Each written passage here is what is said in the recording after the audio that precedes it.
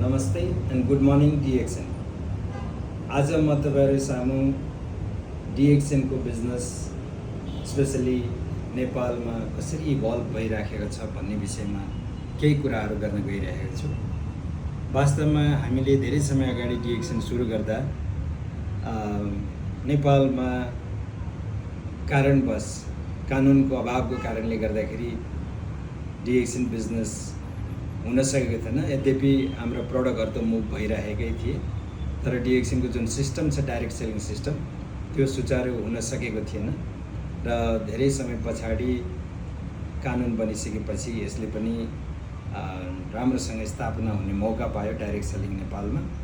अनि त्यसपछि गएर हामीलाई अचम्म लाग्थ्यो कि कहिले चाहिँ हाम्रो डिएक्सन बिजनेस हाम्रो नेपालमा राम्रोसित गर्न पाइएला भनेर तत्कालीन बेलामा हामी विदेशमै नै थियौँ र कति साथीहरूले नेपालमा त छैन कसरी गर्ने त भन्ने प्रश्नहरू पनि राख्ने गर्दथे। तर धेरै समय पश्चात भए पनि डिएक्सनले एउटा नयाँ मोड लियो। डिएक्सनले डाइरेक्ट सेलिङको एउटा सर्टिफिकेट प्राप्त गर्यो नेपालमा। त्यसपछि गएर हाम्रो जुन सिस्टम थियो डिएक्सनको डाइरेक्ट सेलिङ सिस्टम मार्केटिङ गर्ने शैली त्यो पनि फेरि नेपालमा मान्छेहरूले गर्न सक्षम हुन भए। अनि त्यसै गरी फेरि अब जस्तो मानिलिउँ कोभिडको बेलामा लजिस्टिकको प्रब्लम हुने, कहिले कस्टममा के प्रब्लम हुने, त्यसले गर्दाखेरि नेपालमा नै एउटा प्रोडक्सन क्यापासिटी भइदिएदेखि नेपालमा नै त्यो प्रडक्ट भयो भनेदेखि त सहज रूपमा प्रडक्टहरू उपलब्ध हुने थियो भन्ने कारणले गर्दा हामीले पनि कम्पनीसँग स्पेसली डाक्टर लिमसँग बेला बखतमा हामीले यो प्रस्ताव राखेकै हौँ, माग राखेकै हौँ। अनि उहाँले पनि राम्रोसँग सोच्नुभयो होला, किनभने डाक्टर लिम जो हुनुहुन्छ हाम्रो कम्पनीको फाउन्डर, उहाँले नेपाली र नेपाललाई राम्रोसँग चिन्नुहुन्छ र उहाँले जहिले पनि सहानुभूति राखिराख्नु भएकै हुन्छ। त्यसले गर्दाखेरि हाम्रो चाहिँ लुम्बिनीमा कपिलवस्तुमा चाहिँ हाम्रो फ्याक्ट्री पनि स्थापना हुन पुग्यो र धेरै प्रोसेस नेपालको प्रोसेस हामीलाई थाहा छँदैछ। सबै पार गर्दै गर्दै अब हामी एकदम लकी छौँ यो महिनामा कि नेपालमा नै नेपालको डिएक्सनको प्रडक्ट चाहिँ प्रोडक्सन हुन सुरु गरेको छ। सबैभन्दा पहिला यो 2-in-1 कफी यानि ब्ल्याक कफी सुरु भयो। अनि त्यसपछि गएर बिस्तारै स्पारुलिना हाम्रो रिसेन्टली यो स्पारुलिना पाउडरको रूपमा 50 ग्राम पाउडरको रूपमा हामीले प्राप्त गऱ्यौँ र 2 दिन अगाडि मात्रै यी अन्य प्रडक्टहरू पनि स्पारुलिना प्रडक्ट र आरजिजिएल पनि हामीले पाउन सक्षम भएका छौँ। विशेष गरी यो आरजिजिएल भनेपछि डिएक्सन कम्पनीको मास्टर प्रडक्ट यो पनि हामीले प्राप्त गरेका छौँ नेपालमै बनेको। अनि त्यसपछि गएर फेरि कतिपय हामीले बेलामा त्यो स्पारुलिनाको 120 मात्रै भयो, ठुलो साइज भएदेखि राम्रो हुने थियो भनेर पनि माग गरिरहेकै थियौँ।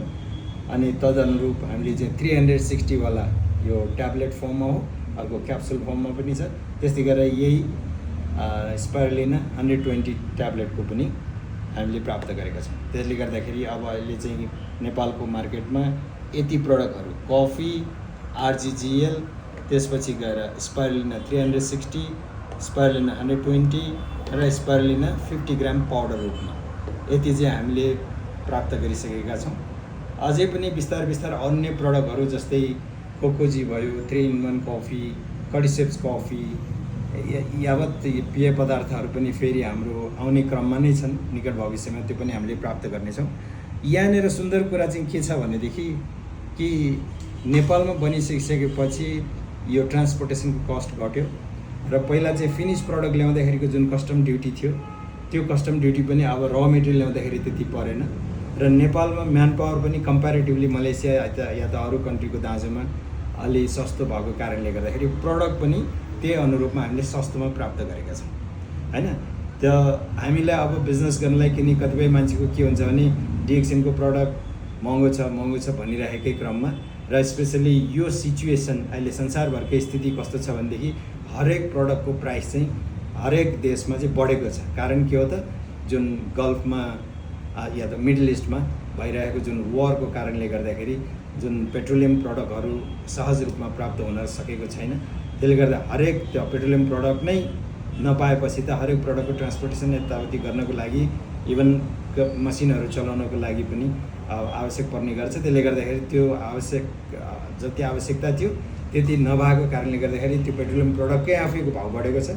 सँगैसँगै अन्य पनि कमोडिटिजहरूको चाहिँ भाउ हरेक देशमा बढेको छ भने यस्तो कन्डिसनमा पनि त हाम्रो डिएक्सनको जुन यो नयाँ प्रोडक्सन भएको नेपालमा प्रोडक्सन भएको प्रडक्टको मूल्य र पहिला आइरहेको जुन थियो यिनै प्रडक्टहरू त्यसमा चाहिँ एकदमै ठुलो अन्तर हामीले पाएका छौँ। मतलब डिएक्सनको अहिले बनेका नेपालमा बनेको प्रडक्टहरू चाहिँ एकदम सस्तो तिनीहरूको दाँजोमा भएको छ। प्रडक्टको क्वालिटी त्यो कम्पनीको लोगो भएको कारण र यो सबै यहाँको होस् चाहे संसारभरिको फ्याक्ट्रीहरू कुनै किन नहोस् मलेसियाले नै मोनिटर गरेर त्यो किसिमको फर्मुलेसन दिने कारणले गर्दाखेरि र मोनिटर पनि टाइममा गरिराख्ने कारणले गर्दाखेरि क्वालिटीमा कुनै फरक छैन र ती प्रडक्टहरू हामीले चाहिँ सस्तो रूपमा पाएर मान्छेहरूलाई अझ राम्रोसँग हामीले चाहिँ यसलाई पस्कन सक्ने वातावरण बनेको छ।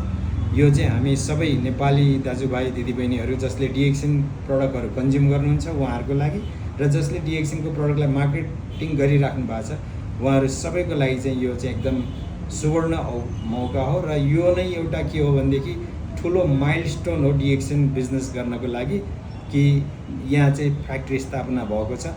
अब यो फ्याक्ट्रीले यहाँ अहिले जे प्रडक्टहरू क्रमबद्ध रूपमा आउनेवाला छन् त्यो त छँदैछन् त्यो यहाँको मार्केटको लागि र हामीले यो पनि माग गरिरहेका छौँ पटक पटक कि डाक्टर लिमलाई कि यहाँको र मेटेरियल युज भएर यहाँको जडीबुटी, किनभने नेपाल भनेको जडीबुटीको देश भनेर यसै पनि चिनिन्छ भने यहाँको जडीबुटीबाट कुनै त्यस्तो एउटा दुईटा प्रडक्ट बनाइयोस् ताकि यहाँको मार्केटलाई होइन विदेशमा पनि एक्सपोर्ट गरेर हाम्रै डिएक्सनको सिस्टमको थ्रु संसारभरि मार्केटिङ हुने किसिमको प्रडक्टहरू बनाइयोस् भन्ने माग पनि हाम्रो छ र कम्पनीले पनि यसलाई चाहिँ पोजिटिभ रूपमा नै ग्रहण गरिरहेकै छ।